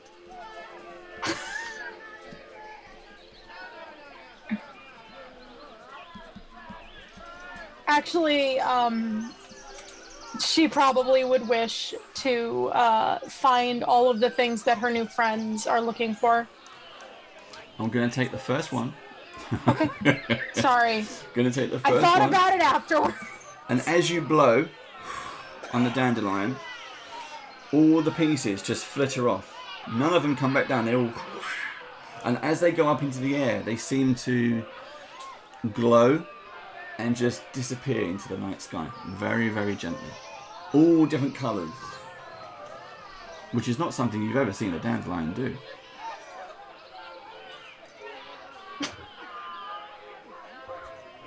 Wow. That was magical. You guys should get your own dandelions. You made that go really high. They're magical. They're magic. Does anybody wish to do anything else before the tree just starts walking on again? The squirrel is now talking to a bunch of kids and handing out more dandelions. But you've got these sycamore seeds as you're all standing there. Like Lug has seen this loads and loads of times before. He's just enjoying it. The sycamore seeds raining down around you very kind of peacefully. Hemlock, Mr. Patch, anything you wish to do? Madrick always used to say, "Be careful what you wish for."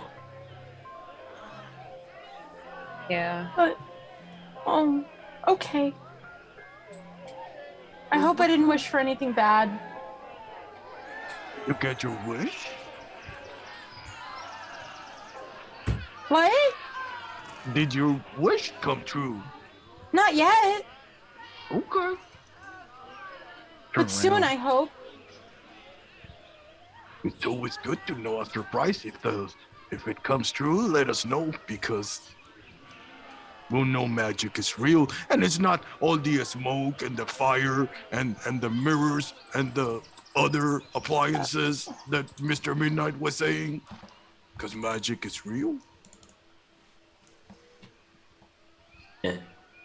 Do Mr. Witch and Mr. Light, do they have a lot of marvelous creatures that work here? I mean, that was a walking tree and a squirrel. Carnival is the home for all types of creatures. You see, every 8 years we travel to different worlds. Well, that's 8 years from the last time you were in the world that you're coming back to, but really, we're always on the road. So, you catch a lot of people from different places. Some of them are trees, some of them are squirrels, some of them are other types of creatures you're not accustomed to, but we are all magical creatures to somebody else. What a wonderful way of looking at things. Like, Yes, that's why I like traveling. People seem less exotic when you know them, and you figure out we're all weird for somebody else.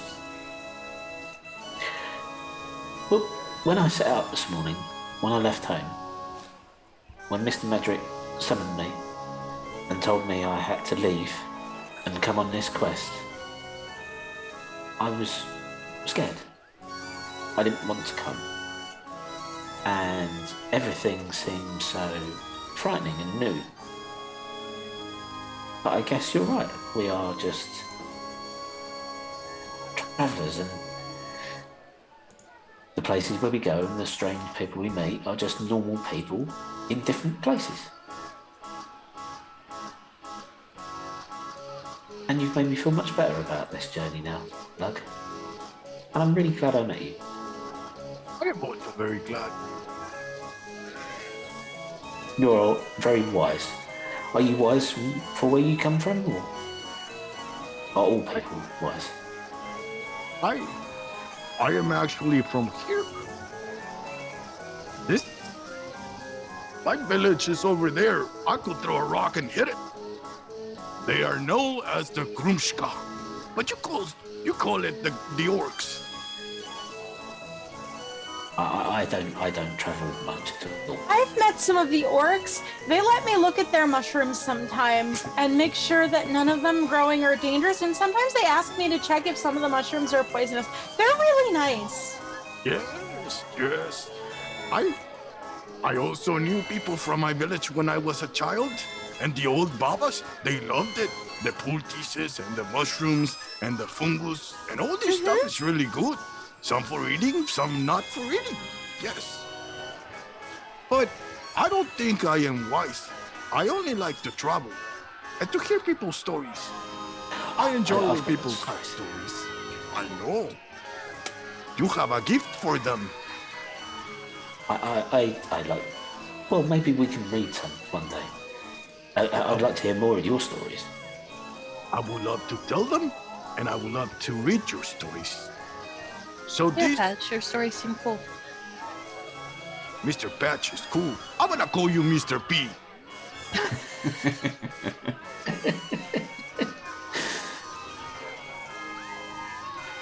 In this carnival, there is an importance to the name Mr.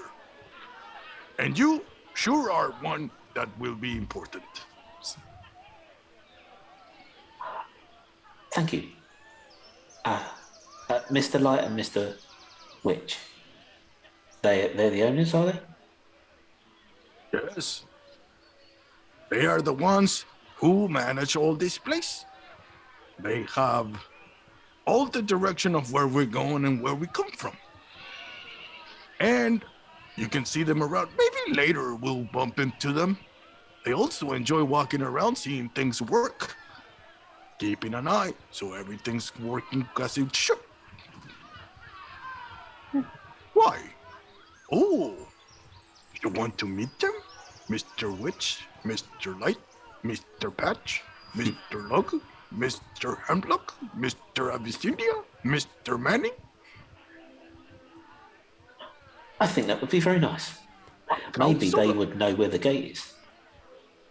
Well, if you were trying to find something and you ask them, they may not just be very helpful from experience. Oh. Well, maybe if I mentioned Mr. Madrick's name. Mr. Madrick was a big hero in his day. Maybe Mr. Witch and Mr. Light knew him. And, well, maybe they'd help us if they Did you say Mandrake?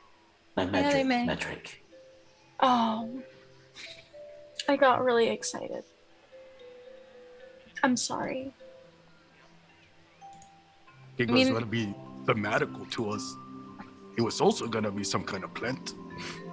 I love plants, mostly mushrooms, but other plants are good too. Like that tree. You're right though, Patch. Like maybe they'll be willing to this time around. At least for the doorway. I mean, they've got to know where it is. It's a doorway to a literal other realm that sits in the carnival. If they run the place, they at least have to have a direction to look. If they don't know where it is, though I suspect they do. I think it's maybe the way that they travel themselves. Makes sense.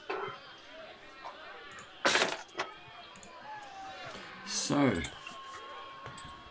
as The you lions continue- are about to leave. Yeah. Should you not get a wish,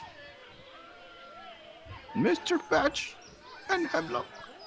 Maybe Manny. I mean, I guess I'll take one. I don't know that it would do much good, but I'll go over and just like wave to the squirrel. I won't say anything. I'm just gonna go wave and see what happens. The squirrel bounces is around him. He's kind of the crowd are loving him. He's jumping on from different leg to leg and jumping onto his hands, scampering around, then onto his tail. He sees you and he's like, he's got no dandelions left. That's okay. But he's kind of waving at you anyway and scampers off. He's just waving at the crowd, all the boys and girls in the crowds. You could try. There's sycamore seeds. If you get closer to the tree and underneath, there's sycamore seeds. If when you had your hands up, if you grabbed one. I'd go and do that. I'll try. Why not? Okay. So if both of you can do a dexterity check for me. Sure. My dex is good. I'm a rogue. Do I remember what it is? No. Okay. I got an 11. That's a pass. I got a dirty 20. Oh, that's definitely a pass. Okay, so you both managed to grab one of these sycamore seeds as they come down. And both of you get to roll a D100. Now, Lug, this is the first time you've actually seen this work. You've caught them before, and as a staff member, nothing happens. You know, smoke and mirrors, something happens, and you kind of trade it in at the gift shop, and you can get something. But it's normally aimed for the kids. But what did you roll? I am rolling it right now. I got 87 over here. 87. got a 62. Okay, we'll do the 87 first. So, again, you're not hoping for much apart from it's fun and games, and you're with your new friends, you want to show them. And as you catch it, and you kind of blow into it, it changes in your hands. This sycamore seed transforms and turns itself into a paintbrush, a completely ceramic paintbrush. Even the bristles is ceramic. So it's a nice kind of pottery, full color paintbrush. And Hemlock, what was your number? 62. 62. Okay, you do the same thing. You catch it and you look at it and you see it transform before your eyes.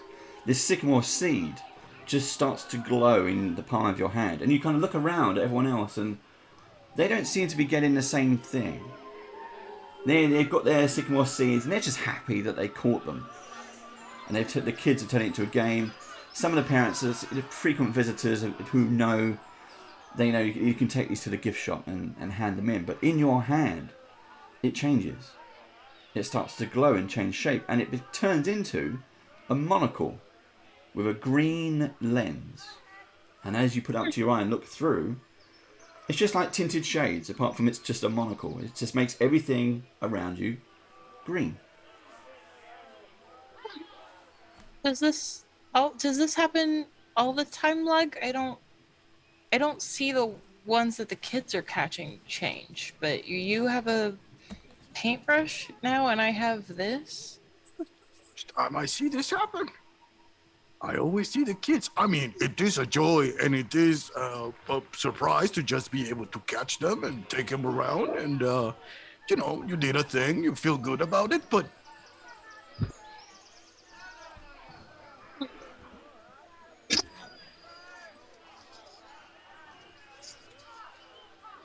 Yes, magic is a little more real than your friend at the front thinks. Maybe. I'm gonna start walking back towards Mr. Patch, but I'm gonna and Abyssinia, if she's like back there with him. But like every once in a while, I just put the monocle up and check again, just to make sure that nothing is like that. It's all just green. Yeah, you inspect it, and it's glass. It has a kind of a brass edging to it and a loop, so you could put some. There's no string on it, but you could put some string or a tie on there to hook it up. But it is just, it's real, it's solid, and it's a green tinted lens. It's the strangest thing. And then when I get back over to them, I'm just gonna show it to them.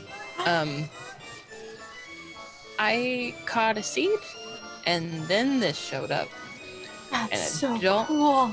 know what to do with that at all, but I think it just makes everything look green. Oh, you're so lucky. I wish everything looked green all the time.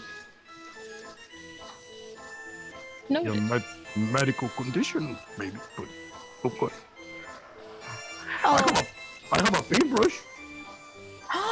can you paint with it? It'd be magical if I could, because I couldn't before. I'm not very good artist. I tried to do things, but they look just like, you know, circles and. I think anyone could be a good artist. You just have to try hard and believe in yourself. I'm gonna try hard right now. Start moving around and find something that I can just put the brush against, and I try to paint Mr. Patch. Nothing comes out. It is a ceramic paintbrush. It is a piece of pottery. But that'll work. I come back. So as you all kind of group together, you kind of, Lug it has already explained there's lots to see in the carnival. So as you all kind of turn around to get to the very top of the promenade where it just explodes into this carnival. This carnival is huge, and we'll get into that into the next session. But you, Lug, as you're feeling happy and you're showing your sort of new friends around, you can hear the what was that music? What did you call it? The Calliope? Calliope. I'm never going to remember that. The calliope. you constantly hear this music around you, and then Lug, as you're kind of looking around, your friends are kind of smiling and bewildered. You get that kind of warm, fuzzy feeling that this feels right. And then things start to slow down, almost like slow motion, almost like a dream, a waking dream. And you look from your new friends' faces, and you look into the crowd, and it's almost like the even like the music starts to change. Short and slow. Okay. And it gets a bit warped and twisted. And you see a little girl, maybe 10 years old, and she's walking between the legs of people, and she's getting in between the crowds. And as this is all going in slow motion, she's moving kind of awkwardly and a bit weird, a bit almost clockwork. You see that she's barefoot. Her skin is grey. And she's wearing what you think might have been the same clothes that Honey was wearing. Apart from these are dirty and torn and more like rags. And the bit that really strikes you, and you can start to feel your heart ba-dum, ba-dum, ba-dum, in your chest, is as she starts to turn around, you realise she's carrying the same giant lollipop that Honey was carrying when she went missing. And as she turns round to face you, you finally get a glimpse of what she looks like. But her face is kind of obscured as she's wearing a mask. And you remember this as well. They were, at that time, they were wearing farmyard animals. But the only one left was this one of a pig. And as she turns around to you, she laughs. And her jaw distends, and her teeth are all black and jagged, and her eyes are glowing from this little piggy mask. And we'll find out what that means in our first proper episode. Oh, you're terrible, Dave. In 2 weeks' time. Oh, that's so cool. I didn't do that. That's not me. I love stuff like that. Oh my goodness, that was really good. My favorite. Oh. That was so cool. Yeah. If you listen to the music, it's pretty creepy as well. Oh, It is. It's absolutely. Yep. The minute the music changed, I clocked it. I was like, something went horribly wrong for one of us, and I don't know who it is. It's me. If you're watching the this is to my players. If players have got Twitch open, you can see it. You can see a picture there. Yeah. Oh, yeah. But yeah, that's that's creepy. Why did I look? Why did I look? Yeah, and we'll find out what happens in our first proper episode. So thank you very much. That was our session 0. So how did you all find it? I can't get your bloody thing. I can't get my wings off. It's a very wing straight jacket. So yeah, right. All good. But how was that? So you finally kind of all your playing of your characters. You finally get in there. But as I mentioned before we went live, this is something that we'll be doing every other week, and I think we'll be 2 sessions in the carnival. So my players will be here in 2 weeks' time. But if you, the audience, if you love that, if you watch it on YouTube, please do subscribe and hit that link. If you like the kind of stuff that we're doing, we are using fairy tales, and we can kind of twist them up as much as we can. But that was nice. And actually, when I was going to do that, I saw that Baron had put into live chat, I love this feel good. I can't say it. Calliope music, and I was like, oh, you just wait and see what's coming.